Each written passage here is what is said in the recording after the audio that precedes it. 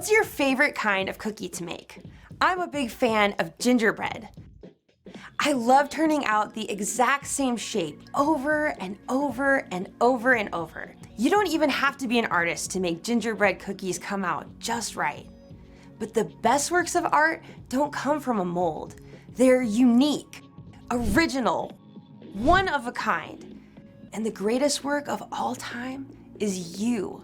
God made you to reflect a little bit of who He is to the world around you. But He made you to reflect Him in a way that's entirely different from your brother, your mom, your neighbor, or even that popular kid at school. God made only one you, and He made you on purpose. No one else in the entire world can fill that perfect spot He crafted just for you. And when you discover who God made you to be, you can make a greater difference in this world than you could ever imagine.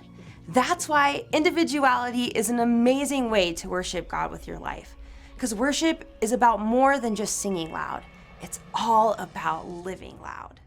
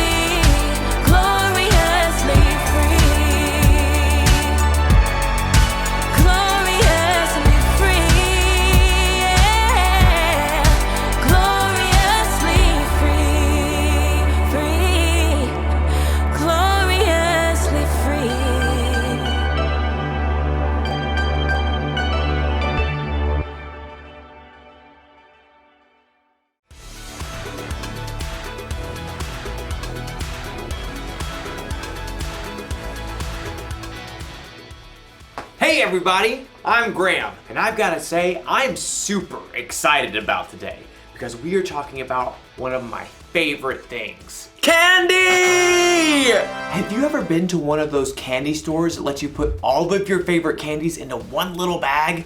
You can mix your jelly beans with gummy bears and top it all off with a handful of M&Ms. The M's stand for mmm. And it's all made only for you. You're one-of-a-kind candy bag. Everyone's different after all. Some of you may like hot candy. Ha ha ha ha ha ha ha ha! Or maybe sour's your way to go. I need some water, please. Or maybe you don't like candy at all. Now that's a good radish. We're all different, and that's not a bad thing. That's what individuality is all about. Individuality is discovering who you were meant to be so you can make a difference. We're all created to be individuals. That's why we all like different kinds of candy. Hey, what if we were created out of candy? Like, what if my head could be made out of jelly beans? And maybe some peppermints for eyes. Yeah.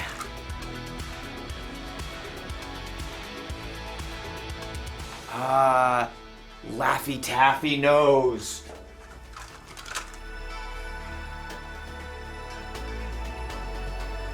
Twizzler mouth. Twizzler? Twizzler? And of course, some hair. Looks just like me. Okay, maybe we weren't created out of candy, but we were created. And in today's story, we'll learn about our amazing creator. Sounds fun, right? What? I was hungry. See you soon. The Bible. It's 66 books of history, stories, letters, and poetry that fit together to form God's one big story. The epic adventure of how He created us and loves us so much that He made a way to rescue us. As we travel through the Bible, from Genesis to Revelation, we discover people who met God and found their lives changed forever. Now, for an amazing story, inspired by the book of Genesis, chapter 1, verses 26 through 28. In the beginning, God took nothing and made everything. From darkness, God called out light. God poured out waters and stretched the sky far overhead like an unpainted canvas. He shaped dry land and canyons and great mountain ranges, and then decked them out with trees and vines and plants of every kind. God spun the moon and sun and stars and planets out into space, and then He filled the oceans with fish and the sky with birds. God thought up an amazing variety of animals to crawl and hop and race over the earth. All of this was incredible, unbelievable, the most artistic show of power ever. God made complex atoms and cells smaller than the eye can see, all the way up to vast spaces stretching across the universe farther than we can imagine. And yet, all of this was just a warm-up to God's most spectacular creation, people. People. It's true. We're made of the same atoms and cells and elements as rocks and plants and animals. But unlike anything else in God's creation, we are made in God's image. Then God said, "Let us make human beings so that they are like us. Let them rule over the fish in the seas and the birds in the sky. Let them rule over the livestock and all the wild animals. And let them rule over all the creatures that move along the ground." So God created human beings in His own likeness. He created them to be like Himself. He created them as male and female. You are made in God's image. Now, that does not mean God shares your eye color, or your freckles, or even your quirky smile. But it does mean that you were designed for God to shine through you. You were made to show the world God's love, God's grace and mercy, God's joy, God's peace, God's kindness, God's wisdom. You and every person you'll ever meet are of infinite value because you're made in the image of God. And here's what's even more amazing. God didn't design us to turn into a bunch of little robots who look and act the same when we follow Him. Instead, the more time you spend with God, asking Him to transform your thoughts and words and choices, the more you become uniquely you. As you follow Jesus and reflect God's light more clearly, you'll be able to do the things that God has designed for you and no one else. So, next time you look in the mirror, remember, you're looking at the image of God, and no one in this world can reflect Him just the way you do.